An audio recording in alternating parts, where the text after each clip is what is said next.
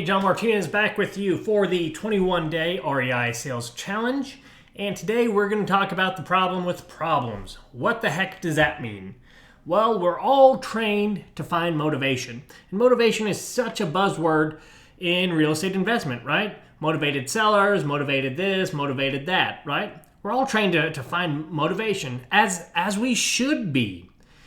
Because motivation is really someone's why. It's what we use to create an urgency to take action. We use motivation to help prospects overcome their own objections. We use motivation to help reframe what really is a complex decision into a really simple decision, so prospects don't freeze with uncertainty when it's time to make a decision. It's how we gauge exactly how much time and how many resources to devote to any deal. So yeah, it's important. If we don't have it, or if we've made a mistake and we identified the wrong motivation, we just can't do any of those things I just mentioned. We can't create urgency to take action. We can't help prospects overcome their own objections. We can't reframe a complex decision into a simple one. And we can't gauge exactly how much time or how many resources to really devote to any deal. So what's this all mean? Well, what it means is when we don't identify, or if we misidentify motivation, we kind of lose control of the deal. We're forced to play the highest bidder game or the retail price game, which we all know is not a fun game to play. What that means is sometimes even when we have the best or highest offer, or we can pay whatever the heck they're asking, the deal still stalls out if we don't have the right motivation or we picked up on the wrong motivation. So let's focus today's session on how do we make sure we're identifying the right motivation. When we hear some motivation, how do we double check to make sure that's the right motivation?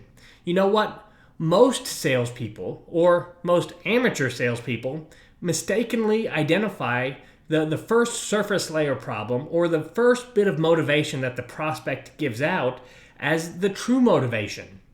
But you know what? Here's the reality. The surface problem, or the first problem that your prospect throws out, or the first reason they give for why they contacted you, it's not usually their true motivation. Usually that thing they throw at you at first is just something they feel is the right answer, maybe the right reason. Maybe the thing that just, most people say. Maybe it's a reason or a problem that's a little less embarrassing for them to admit than what's really going on. Remember, usually early in the sales process when we find out this information, we usually don't have rapport built yet. We don't have that trust built this early in the sales cycle. So prospects are likely to give us a safe justification as to why they reached out to us, returned our call, clicked on our website, called from our postcard or letter. And the reason they give us is probably going to be something that's not very embarrassing. Why would they open up to us at this point? It's going to be something that doesn't put their pride on the line. Now, amateur salespeople, they're going to run with this. And then they're going to wonder why they can't create an urgency to take action, and why they can't help prospects overcome their own objections, and why they can't reframe a complex decision into a simple one or gauge how much time or resources we need to spend with each prospect. So the problem is the problem. The problem is that what the prospect brings us right off the bat is usually not the real problem. That's not usually what leads to real motivation. So we got to figure out pretty darn quickly, how do we test all the different signs of motivation we hear to figure out what's the right one, the one that will allow us to do all those things we need to do? Well, the answer to this question is actually pretty darn simple. Impact. Impact will tell you whether or not you've hit real motivation or not.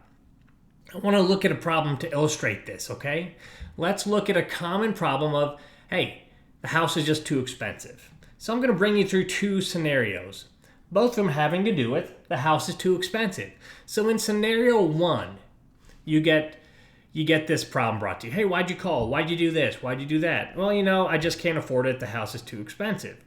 Well, you might start to ask questions like this. Okay, what's that mean? They might tell you, well, we could probably pay a little less. And then you ask again, we're looking for impact. Well, what does that mean? Would it impact how you spend your time if you didn't have to deal with that house? Would it impact how you feel? Would it impact the lives of friends or loved ones, right? Would it mean less stress, more peace of mind? Hey, does that mean less worry if you don't have to worry about that expensive house? Would it mean less work? And if it does mean less work, what the heck would you do with that time, right? If they answer with something like, no, those things would be about the same, well, you know what? That's not real motivation. You're not there yet. You need to keep digging.